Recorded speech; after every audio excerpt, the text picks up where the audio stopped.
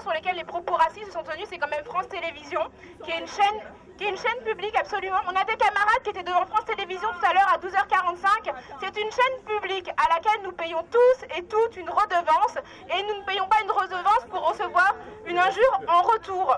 Donc le fait est que France Télévisions nous a adressé un courrier. On aimerait que ce courrier soit officiel, que Rémi Fimelin, qui vient de prendre ses fonctions, marque sa présidence d'une véritable condamnation du racisme. Et René ou Isabelle va vous lire le courrier qui a été reçu. Alors, René Fimelin, président de France Télévisions, nous dit « J'ai pris connaissance avec la meilleure attention de votre courrier du 17 octobre dernier relatif à la position de France Télévisions vis-à-vis des propos de M. Jean-Paul Guerlain dans le cadre du journal de 13h de France 2. Vous le savez, France Télévisions est attachée à sa mission de service public et partant se doit de remplir son rôle de télévision citoyenne exemplaire au cœur de la cité.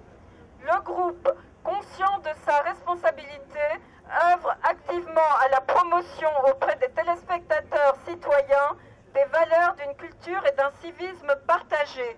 Cette ambition s'accompagne d'un double objectif. D'une part, favoriser le débat public dans le respect du pluralisme des courants de pensée et d'opinion.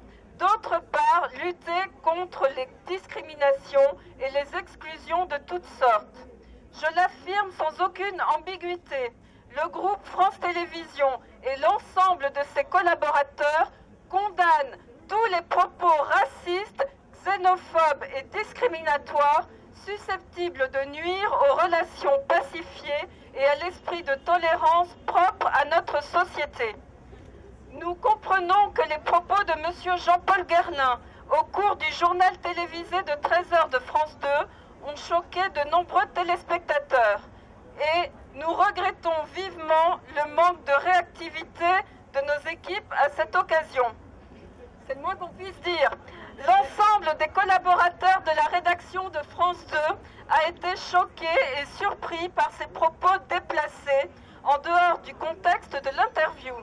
La rédaction et notre journaliste Élise Lucet ont présenté leurs excuses aux téléspectateurs lors du journal de 13h du lundi 18 octobre. Enfin, nous avons demandé à nos rédactions et à l'ensemble des personnels de France Télévisions de faire preuve de la plus grande des vigilances, en régie comme en plateau, et de se montrer réactifs et pertinents lorsqu'un événement impromptu survient lors de l'un de nos programmes en direct. Je vous prie de croire, blablabla, à l'expression de mes sentiments les meilleurs, Rémi Fimelin. La lettre est jolie, mais en effet, on aurait aimé que les réactions viennent tout de suite et soient beaucoup plus fermes. Mais enfin, on leur laisse le crédit à l'avenir en espérant que maintenant, ils sauront réagir comme il faut face à de telles dérives et face à de tels dérapages.